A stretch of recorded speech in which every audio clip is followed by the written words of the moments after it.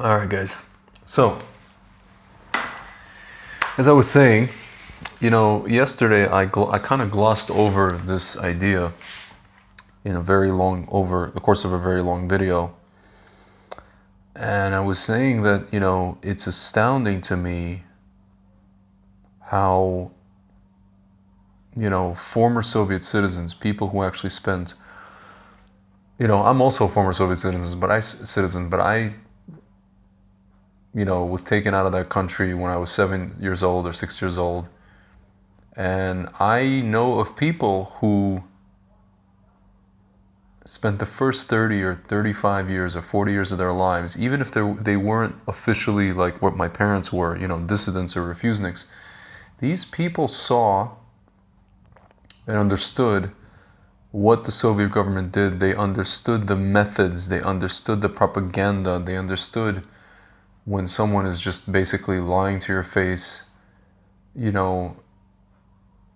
They understood what it was when, you present facts to somebody, whether it's a private person, your friend, your family member, someone at work, and they tell you to your face that what you're saying is a conspiracy theory, this was done ad nauseum.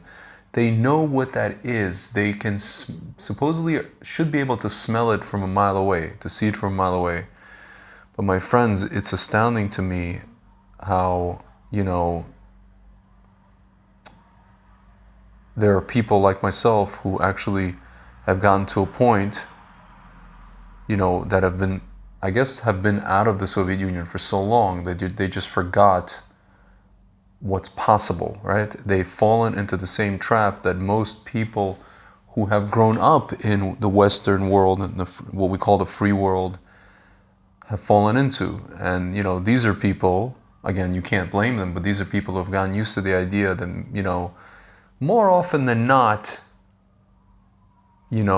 Western governments have their best interests at heart. With the exception of the occasional snafu, the occasional hiccup here and there, Western governments, these people have gone into their heads that Western governments have the best interests of their citizens at heart, right? And listen, for the most part, guys, up until very recently, let's say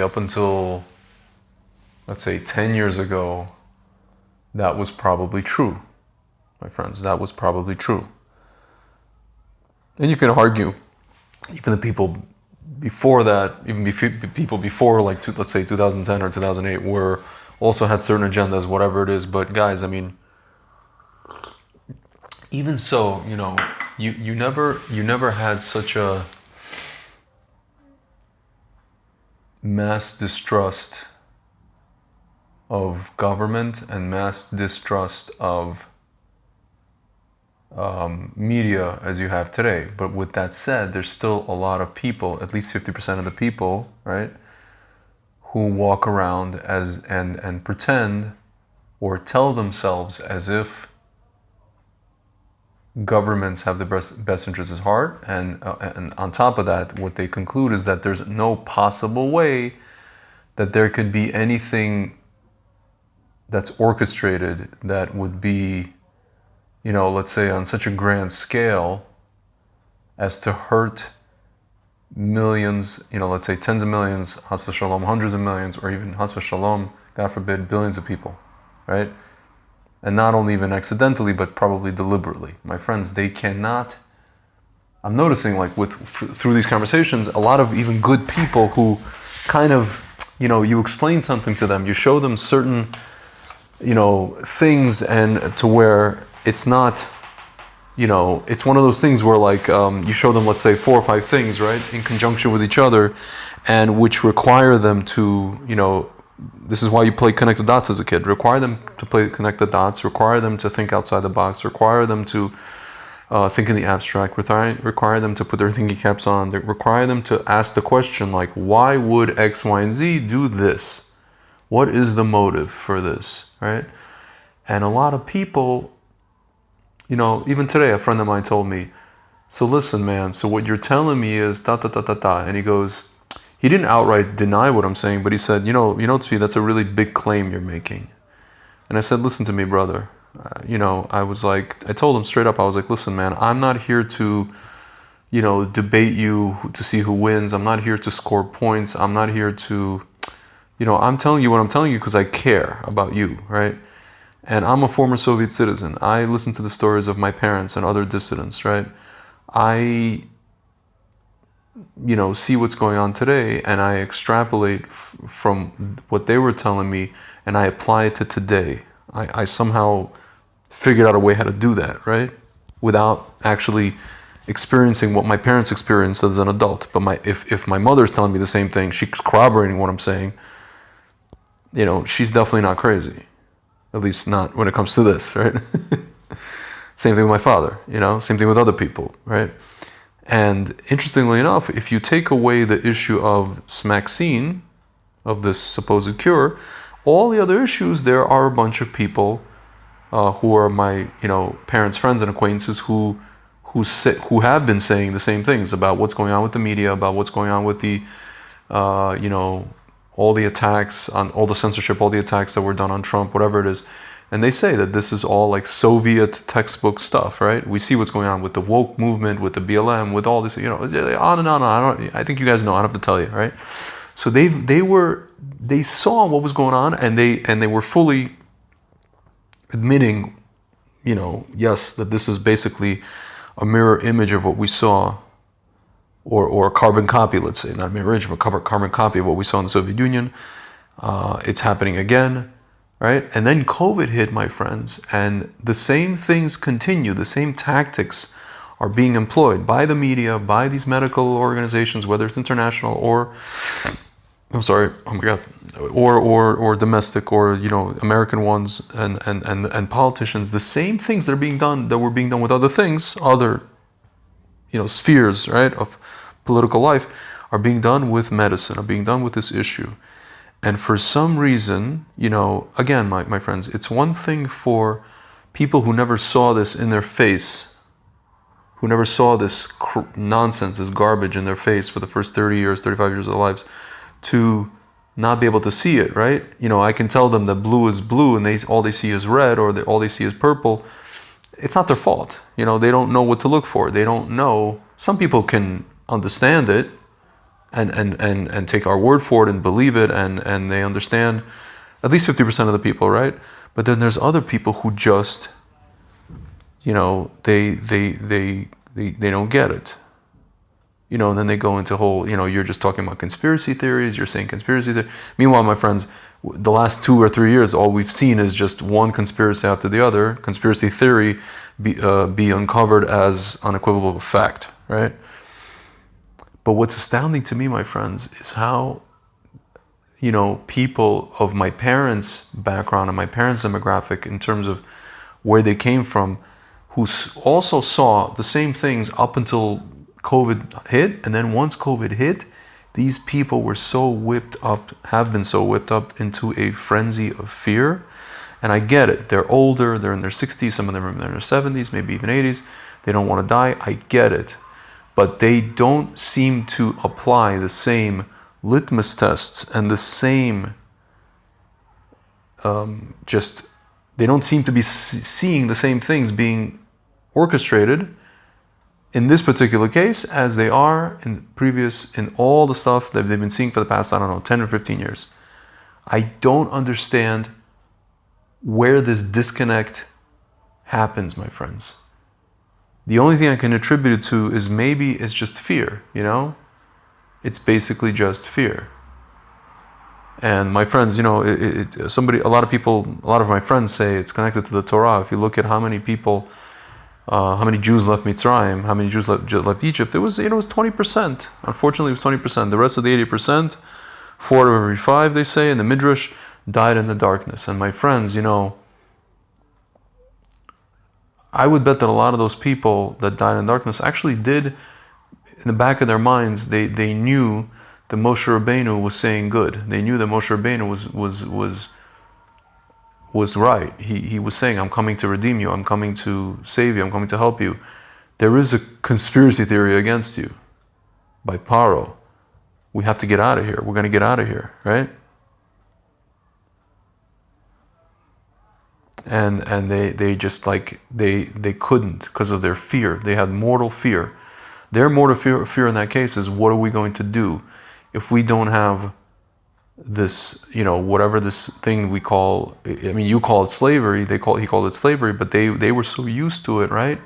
They were so used to it, they were reliant on it, they couldn't imagine any other life. They couldn't imagine just going to the desert in the unknown, without a shot in their arm, or 2 shots or 3 shots, and just going and trusting Hashem, and trusting that Hashem is going to open up the sea, and that they won't drown in there, and that they're going to get to a land, and that despite, the giants that are there, they're going to conquer the land. They just, 80% of the people did not have the emunah. And my friends, it may be explained that even the people who left Mitzrayim, even the Soviet Jews who left Mitzrayim, I finally got it,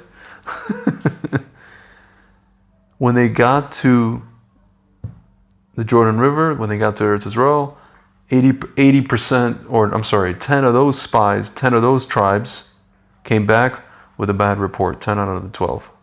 So the people that saw, so to speak, redemption, when they finally got to the land, and the majority of those spies made a bad report, my friends. And we are now in the era of the bad report. These are people who saw already what the Soviet Union was doing. They saw that the government, these Western governments are doing the same thing, whether it's in America or Canada or Europe or Australia. They're doing the same thing now as the Soviet governments were doing. The same tactics, the same gaslighting, the same bullying, the same coercion, and now the same, accusing people, putting people into camps, into different groups. These guys versus these guys, putting people, dividing and conquering. They saw that all, but now that they have come to the Jordan River, now that they have been spooked into fear by these, the giant that is, so to speak, COVID, right? The 99% survivable giant, Nephilim, whatever you want to call them, that is COVID.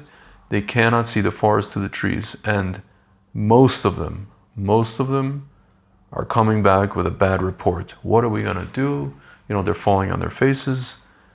And, they left Mitzrayim, but they just can't get over it, my friends. And so now, what is happening? Now we are, the people that I'm talking about, now we are going to wander in a proverbial desert. Now we're just, this whole thing of like, take the stuff, don't take the stuff. Now the second one, and the third one, and the fourth one, and the fifth one.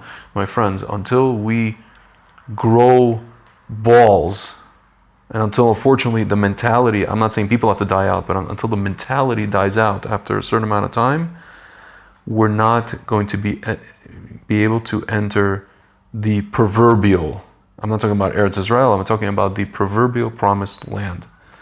We're not going to be able to see, at least those of us who already saw this in our former country, we're not going to be able to see, the same things here in the, so to speak, free world. We're not going to be able to understand these same tactics are being employed. Again, some of us do, many of us don't. Many of my former compatriots, people from the former Soviet Union, they're just whipped out in up into such a mortal fear, they cannot. And if it's not mortal fear, they've just been sucked in for so long into this mentality, again, that the government has your best interest at heart, and they can't even imagine that somebody would have sinister motives. They just can't imagine it, despite the fact that we saw, I told my friends today, we saw in 2008, a guy by the name of Madoff, a guy by the name of Marco Poulos came to his superiors, I think at the SEC, and he told them, listen, there's something's going on with this Madoff guy, and everybody laughed him out of the building. What are you talking about? Reputable guy, this and that. And then my friends, 3 years later, we found out this guy basically screwed people out of $60 billion collectively. Actually, it's probably more than that. Now they're estimating. And, lives were ruined, organizations were ruined, birthright, what have you. Elie Wiesel's organization, what is it? Whatever, Wiesenthal, whatever it is. you had all these, the Jewish world was shattered. Not just the Jewish world, the financial world was shattered. It was like that was like the vanguard of that was the symbol of the collapse, right? This Madoff situation. Yeah, my friend says people don't have experience. A lot of people I mentioned this before, a lot of people get offended when you mention the Shoah, right? You compare this to the Shoah. What they don't understand is we're not comparing this, we're not in the camps now, right? At least not most of us, but before the camps, there was a whole lead up. It happened slowly and slowly and slowly. People, you could listen to people from that time. They didn't notice it. It happened over a 10-year span to the point where it was unnoticeable. And by the time, towards the end already, then you don't even know how you got there. You don't even know how you got to these train cars and these camps. You have no clue. It was a slow grind, slow process of propaganda and dehumanization. And everything was done, succinctly and legally and papers and calmly and just, and it got to a point where neighbors started ratting on their neighbors, right? This is what you're saying. Yeah, everything starts with propaganda. 2 + 2 = 4. Trusting in Hashem means everything now and forever. Yeah, my friends, again, it's an emunah game. It's really an emunah game. And you could say, well, some of these people are not even religious. Yeah, and some of these people, okay, so I talked to my mother, my father. Despite the fact that they took the vax, which is an elective thing, fine. You want to take it, take it. You don't want to take it, don't take it. But despite that, they see what's going on. They see what these governments are doing. They understand everything, the tactics.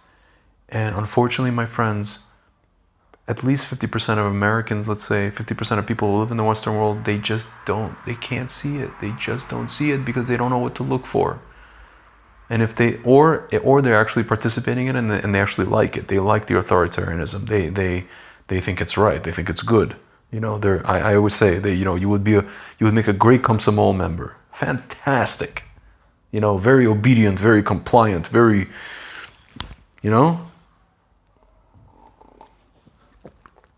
It's just, I don't know, it's astounding to me, but at the same time, I now can understand maybe, when you relate it to the story of Mitzrayim and the people who left, who did leave, the 20% who did leave, who still had a fear once they got to the land of Israel.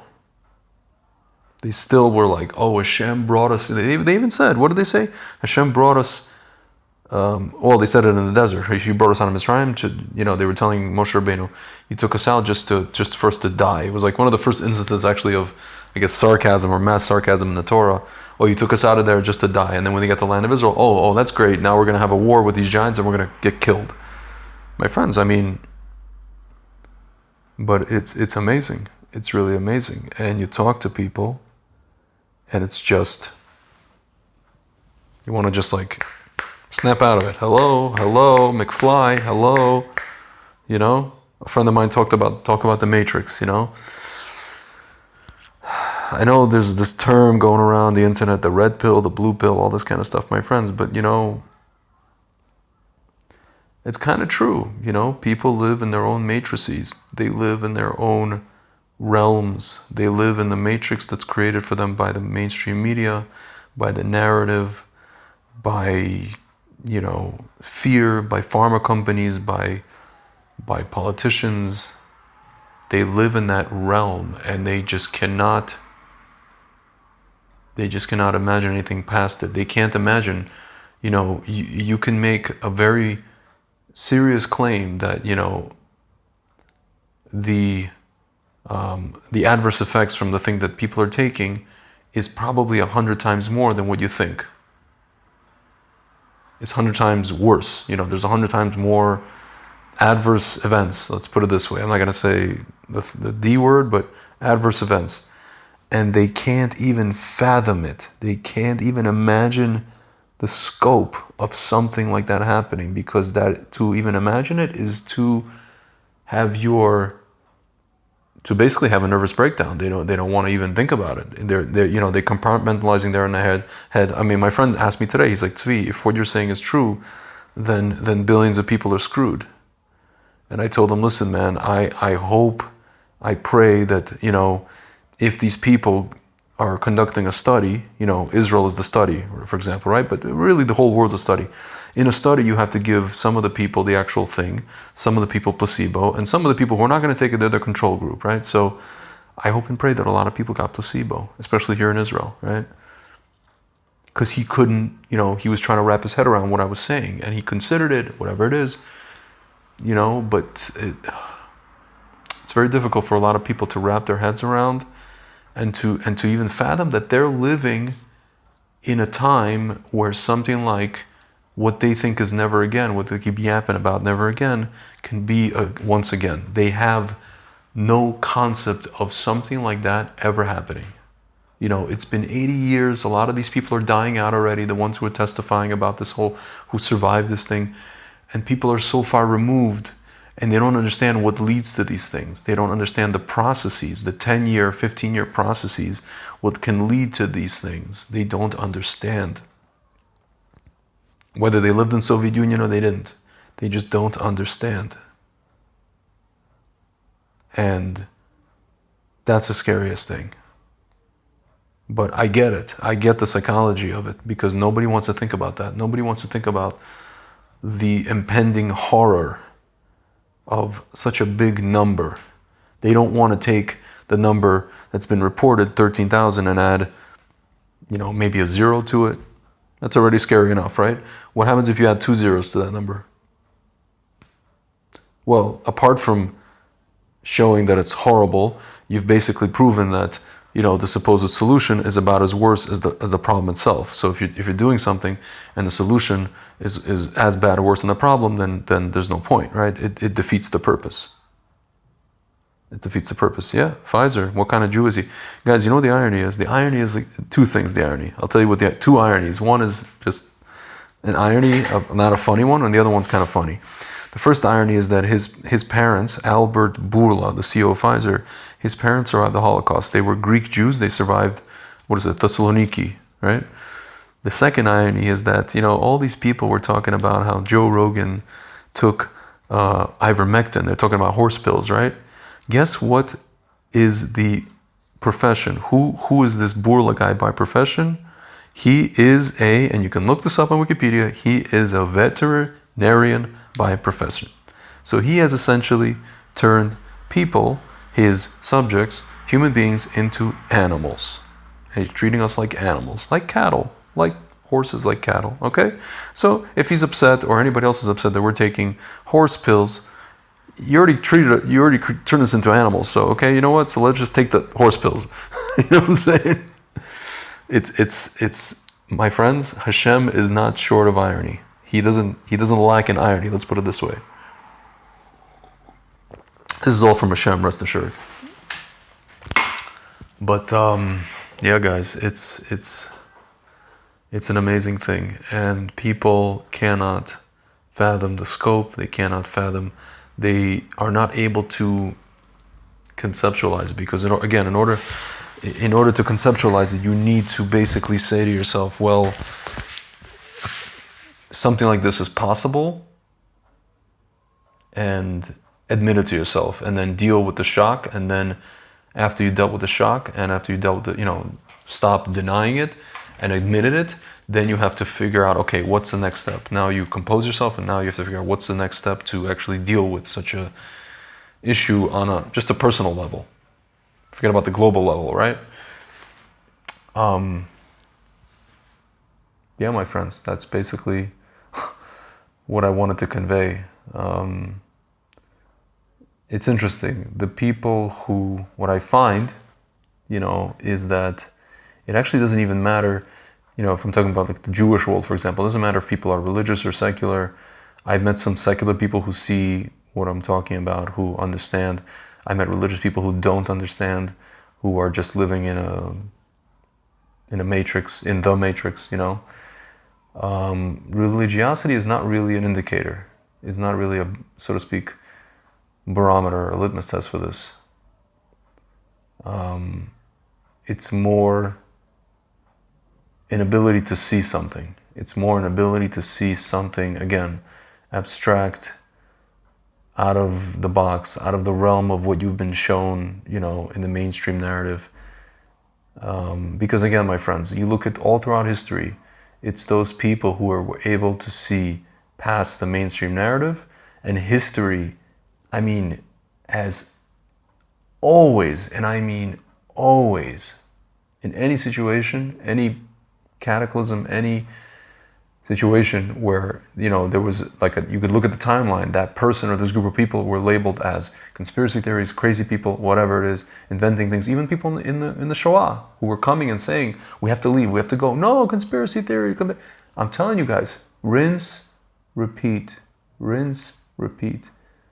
And you know, I'll read to you guys, I'll just end off. There's a quote, again, I think I've done this before, but I'll read it again because it's relevant to what I'm reading. If you guys know, there's a woman by the name of Hannah Arendt. She wrote a book called The Banality of Evil.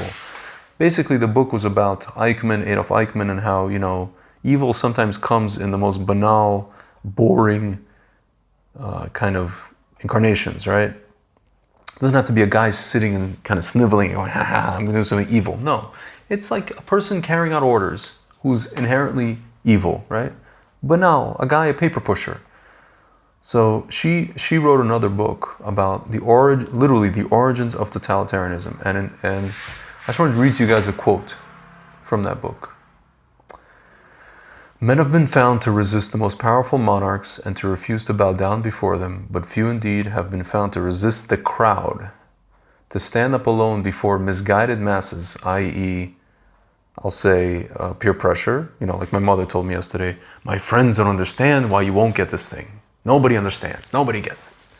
To face their implacable frenzy without weapons and with folded arms, to dare a no when a yes is demanded. My friends, everybody's coming at you and saying, you're selfish, you're this, it's all your fault. If you only took this thing, we'd be out of the thing, and it's all your fault, and it's a pandemic of the unvaccinated. Like barrage, right? Of this stuff. And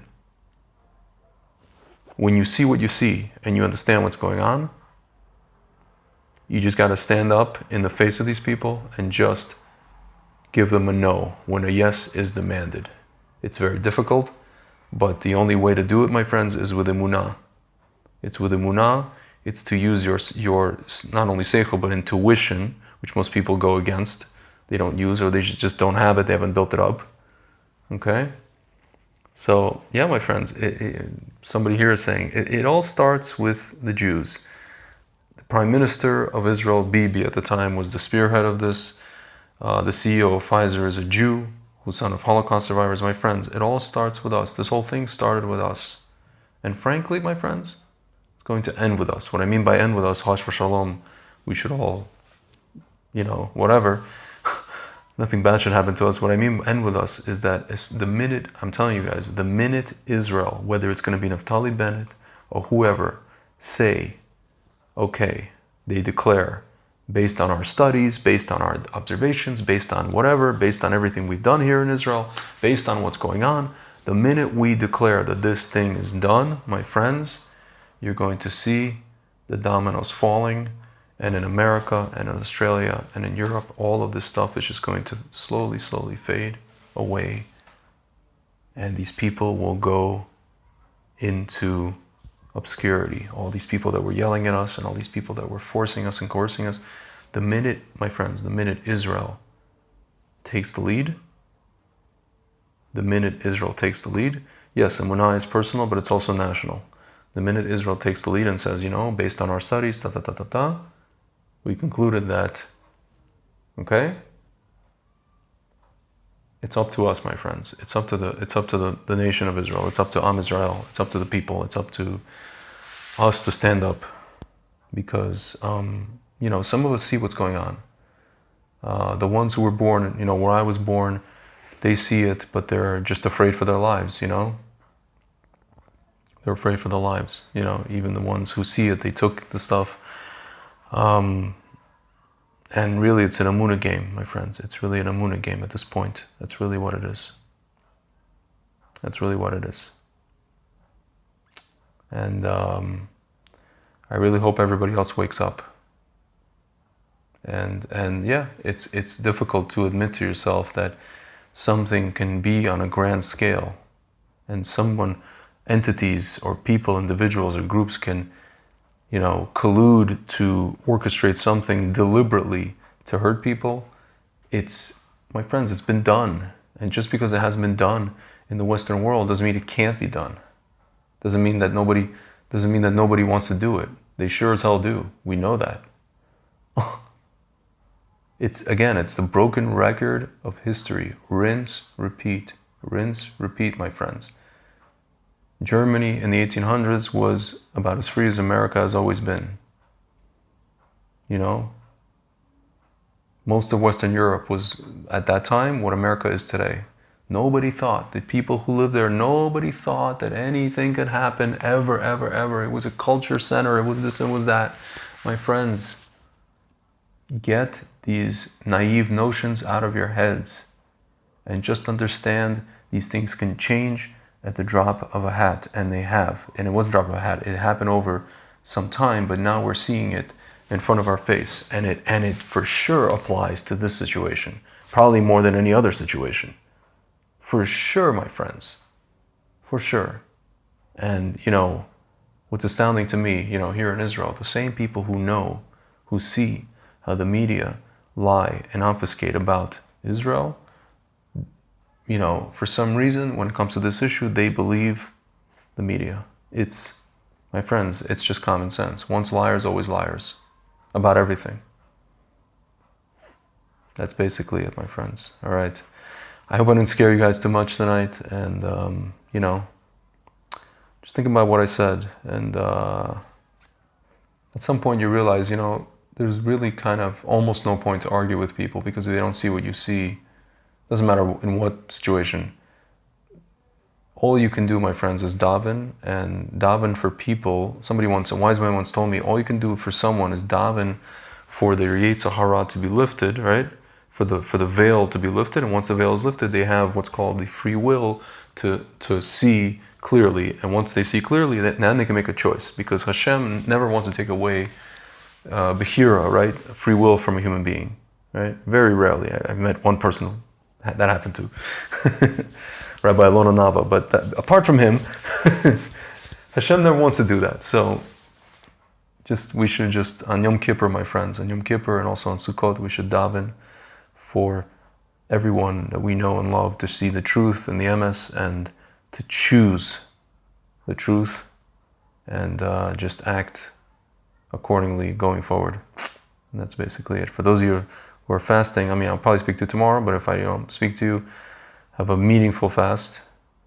And just remember that Yom Kippur is like a mikvah in time. We're being basically purified. And I really hope that the world comes out of Yom Kippur, I hope there's atonement. I hope there's a kapara and tahara, really. I hope there's an atonement and a purification.